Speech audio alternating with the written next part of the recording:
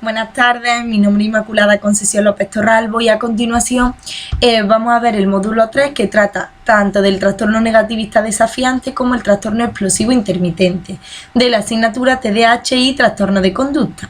Pues bien, los trastornos del comportamiento suponen un frecuente y severo problema en nuestra sociedad, ya que pueden provocar ciertos desajustes tanto en el núcleo familiar como problemas escolares o en la comunidad de carácter significativo. Entre ellos encontramos, por un lado, el trastorno negativista desafiante y, por otro lado, el trastorno explosivo intermitente. Pues bien, el trastorno negativista desafiante se puede manifestar desde la pasividad extrema a sus modalidades más activas. La presencia de conducta desafiante por oposición o agresión social en niños es la más estable de las psicopatologías infantiles a lo largo del ciclo evolutivo. Por otro lado, tenemos el trastorno explosivo intermitente, pues que se caracteriza más por episodios recurrentes de agresividad a la hora de por la imposibilidad de controlar los impulsos. Pues bien, bajo la guía del DSM-5, el trastorno negativista desafiante tiene como característica principal un patrón frecuente y persistente de enfado, irritabilidad y discusiones o actividades desafiantes o vengativas. Entre los síntomas suele estar más vinculado a un único contexto, es decir, por ejemplo, el hogar. No obstante, ya en los casos más severos sí se puede manifestar en varios contextos. Debemos de tener en cuenta una serie de consideraciones como es el individuo cumple con el diagnóstico de 4 o más síntomas de este trastorno en los últimos 6 meses y por otro lado la persistencia y frecuencia de los síntomas.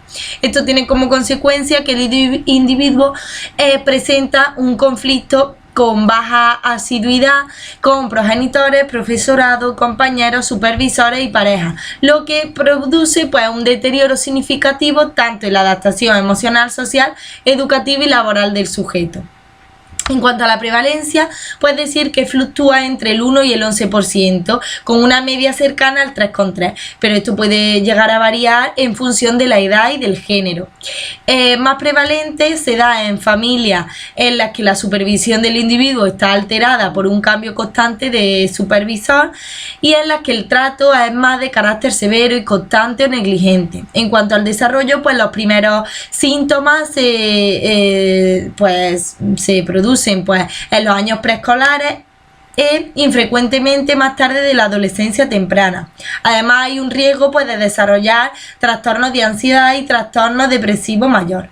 Por otro lado, tenemos que los síntomas que más afloran son el desafío, la discusión, la venganza y existe un riesgo mayor de que se produzcan trastornos de conducta y además también un riesgo de desarrollar trastornos emocionales.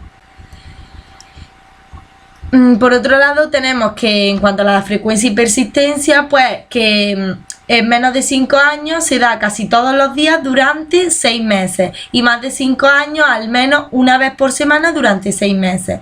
En cuanto a la gravedad de los síntomas, decir que hay una clasificación, ya que encontramos por un lado el leve, es decir, se limitan a un único entorno. Por otro lado tenemos el moderado, que es cuando algunos de los síntomas aparecen en 2 entornos diferentes por lo menos.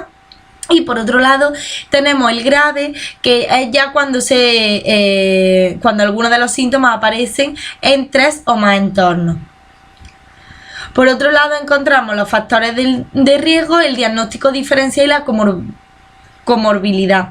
En cuanto a los factores de riesgo, existen ciertos factores, como es el temperamental, el ambiental y el genético y fisiológico. En cuanto al diagnóstico diferencial recogido en el DSM, encontramos diversos trastornos, como son el trastorno de déficit de atención e hiperactividad, el trastorno explosivo intermitente, el trastorno de conducta, el trastorno de regulación disruptiva perturbador del ánimo, trastorno en el lenguaje, trastorno de ansiedad social, trastorno depresivo bipolar y discapacidad intelectual. Y en cuanto a la comorbilidad, tenemos que los datos se elevan cuando la muestra se trata de niños, adolescentes y adultos con TDAH, cierta ansiedad y depresión y consumo de ciertas sustancias.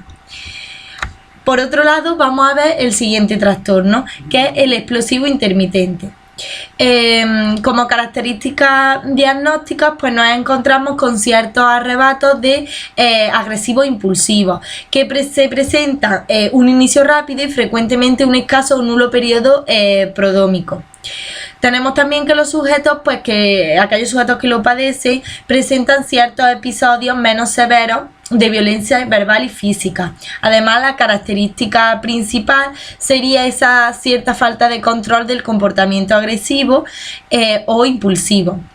Además, sujetos de edades entre 6 y los 18 años no deben recibir este diagnóstico cuando se encuentran en un contexto de un trastorno de adaptación. Y las consecuencias que puede llevar a cabo pues son problemas sociales, además de laborales, económicos y legales. En cuanto a la prevalencia, pues tenemos que fluctúa en función de los criterios diagnósticos que se utilicen y el lugar en el que se realicen los mismos. Es decir, existe una menor prevalencia en algunas regiones o países. Resulta mucho más prevalente en personas más jóvenes, es decir, menores de 35 años, que en los individuos de mayor edad, es decir, mayores de 50 años. Y en los individuos con estudios pues educación secundaria o niveles inferiores. Además, existe una prevalencia de este trastorno mayor en el sexo masculino que en el femenino. Por otro lado, tenemos que en cuanto al desarrollo, pues que es más habitual en los últimos años de la infancia o en la adolescencia y rara vez pues se manifiesta más allá de los 40 años. Y una de las características fundamentales del trastorno explosivo intermitente es que suele durar más o menos una cierta cantidad de años. En lo que respecta al trastorno, al curso del trastorno, pues se puede manifestar de manera episódica, con periodos pues reiterativos de arrebatos agresivos e impulsivos, pero el trastorno parece seguir un curso crónico y duradero. En cuanto a los síntomas, pues encontramos cierta magnitud de agresividad expresada durante arrebatos recurrentes. Los arrebatos agresivos recurrentes no son premeditados ni pretenden alcanzar un objetivo tangible. Además, el individuo tiene una edad cronológica de al menos unos 6 años. Los arrebatos agresivos recurrentes no se explican mejor por ningún otro trastorno mental, ni se puede llegar a atribuir a otra afección médica, ni a los efectos fisiológicos de alguna sustancia. En cuanto a los factores de riesgo, pues encontramos los factores ambientales, los factores genéticos y fisiológicos. En cuanto al diagnóstico diferencial, encontramos pues ciertos trastornos como es el trastorno de déficit de atención y hiperactividad, trastorno en la conducta, trastorno negativista desafiante, trastorno en la personalidad, trastorno de desregulación disruptiva del estado de ánimo, intoxicación por sustancias, delirium, trastorno neurocognitivo. Y en cuanto a la comorbilidad, pues los trastornos conmórbidos más frecuentes son aquellos trastornos depresivos, de cierta ansiedad y debido al consumo de sustancias, y resaltar pues aquellos sujetos con trastorno de la personalidad antisocial o trastorno de la personalidad límite. Pues bien, hasta ahí la diferencia entre un trastorno y otro. Y ahora vamos a ver la segunda parte del tema, que vamos a hablar del trastorno de conducta. Pues bien, el trastorno de conducta ha producido pues un gran interés en el ámbito educativo por su elevada prevalencia y la importancia de la detección temprana, fundamental para llegar a un pronóstico y una buena mejoría. En el ámbito educativo, pues tenemos la necesidad de diseñar recursos complementarios para los centros que lo requieran y así pues poder atender a las características del alumnado con necesidades educativas especiales. Por otro lado, en el ámbito sanitario, pues han sido atendidos e integrados en las diversas clasificaciones internacionales. El valor del profesorado como agente principal pues tiene una función primordial, ya que es esencial para la detención. En cuanto a las causas, pues podemos encontrar que existen factores de riesgo como el temperamento, genéticos, fisiológicos, factores ambientales, y dentro de las soluciones pues hay una implicación de las instituciones educativas, sociales y sanitarias. Siguiendo el manual, pues encontramos que el trastorno de conducta dentro de los trastornos disruptivos de control de impulso y de la conducta. En cuanto a la característica principal, es que tiene un patrón de comportamiento persistente y repetitivo, en el que no se respetan los derechos básicos de otros, ni las normas ni las reglas sociales. Entre los comportamientos, pues se clasifica en 4 grupos. Por un lado, la conducta agresiva, conducta no agresiva, cierto engaño o robo y transgresión grave de las normas. Para considerarlo un trastorno, pues se debe provocar ya un deterioro clínicamente importante en pues alguna de las áreas importantes del funcionamiento del individuo, ya sea social, académico, laboral. En cuanto a los síntomas, pues tenemos que destaca la agresión a personas y animales, destrucción de la propiedad, cierto engaño o robo, incumplimiento grave de las normas, lo que he dicho un poquito anteriormente. Es necesario especificar el tipo de inicio, es decir, puede darse el tipo de inicio infantil, cuando un síntoma característico del trastorno se produce antes de los 10 años de edad. También tenemos el inicio adolescente, es decir, los individuos no muestran ningún síntoma antes de cumplir los 10 años de edad. Y luego tenemos el tipo de inicio no especificado, es decir, que se cumplen los criterios del trastorno de conducta, pero no existe información suficiente para determinar la edad en la que apareció el primer síntoma. Por otro lado, tenemos otros especificadores en el trastorno de conducta, entre las que destaca pues también falta de remordimiento o culpabilidad, ser una persona insensible y carente de empatía, despreocupado por su rendimiento, tener un afecto más superficial o deficiente. Y en cuanto a la especificación de la gravedad, encontramos 3 modelos: el leve, el moderado y el grave. El leve, pues en el que existen poco o ningún problema de conducta, excepto los necesarios para contribuir a su diagnóstico. El moderado, cuando el número de problemas de conducta y el efecto sobre los demás son ya de una gravedad intermedia. Y el grave, en los que existen pues ya muchos problemas de conducta, aparte de los necesarios para constituir a su diagnóstico, o además producen un daño de características considerables a los demás. En cuanto al diagnóstico diferencial recogido en el DSM-5, pues tenemos que propone un diagnóstico diferencial con los principales diagnósticos pertenecientes. Y bueno, pues cabe destacar el trastorno negativista desafiante, el trastorno por déficit de atención e hiperactividad, el trastorno depresivo y bipolar, el trastorno explosivo intermitente y el trastorno de adaptación. En cuanto a la comorbilidad, tenemos que el TDAH como el trastorno negativista desafiante son habituales en los sujetos con cierto trastorno de conducta. El trastorno de conducta pues puede ser coincidente con uno o más de los siguientes trastornos mentales.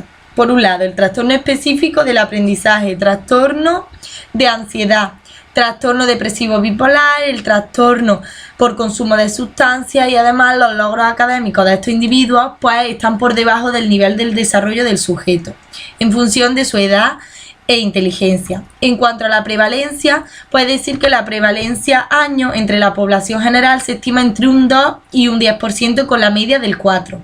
Esta prevalencia del trastorno pues puede parecer bastante constante entre los diferentes países independientemente de la raza o etnia, y las tasas de prevalencia crecen de la infancia a la adolescencia. En cuanto a las consecuencias, puede decir que más probables pueden conducir a cierta expulsión, ya sea temporal o definitiva, del centro escolar, ciertos problemas en el puesto de trabajo, ciertos problemas legales, enfermedades de transmisión sexual, ciertos embarazos no deseados o lesiones físicas causadas pues por peleas o por accidentes a causa de alguna imprudencia. En cuanto a los factores de riesgo, pues encontramos los temperamentales, los ambientales, los genéticos y fisiológicos.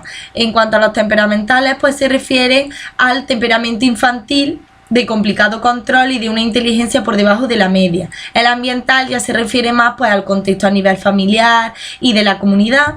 Por otro lado tenemos lo genético y fisiológico, es decir, el riesgo de padecer un trastorno de conducta aumenta en niños con un padre biológico o un hermano de trastorno de conducta.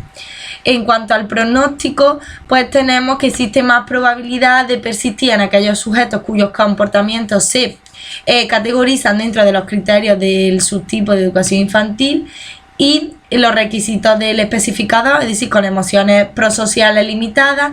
Y también interesante pues es conocer que el riesgo de que el trastorno de conducta permanezca aumenta si sucede comorbidamente con el TDAH y con el abuso de sustancias. En cuanto al desarrollo, pues el comienzo del trastorno de conducta se suele producir entre los 0 y los 3 años, aunque los primeros síntomas suelen manifestarse durante la etapa que va desde la infancia media hasta la adolescencia media. Por otro lado, un precursor habitual que suele aparecer antes del trastorno de conducta es el trastorno negativista desafiante. En cuanto al curso, pues es variable, puesto que el trastorno se suele remitir en la edad adulta. Los sujetos que son de subtipo de inicio adolescente y que tienen una cantidad menor de síntomas y más leves, pues pueden lograr una adaptación social y laboral satisfactoria, pero por el contrario, el subtipo de inicio temprano preside un peor pronóstico y un sustancial riesgo de comportamiento delictivo y ciertos trastornos de conducta. Los síntomas del trastorno pues fluctúan ya con la edad según van adquiriendo pues mayor fuerza física, ciertas habilidades cognitivas, madurez sexual y además se manifiestan de una u otra manera. En cuanto al tratamiento, pues decir que un profesional de atención médica puede recomendar el tratamiento psicosocial, es decir, una terapia, o si pues por el contrario lo considera necesario, pues puede recomendar también el uso de un medicamento en función pues de las características de la persona, de forma añadida al tratamiento psicosocial. Por otro lado, en lo que respecta a los fármacos, pues solamente se administra a niños y adolescentes, cuando ya el tratamiento pues psicosocial por sí solo no tiene resultados esperados. Estos fármacos pues deben utilizarse de manera conjunta en el tratamiento psicosocial. Pues bien, hasta aquí estaría el módulo 3 y simplemente dar gracias por su atención.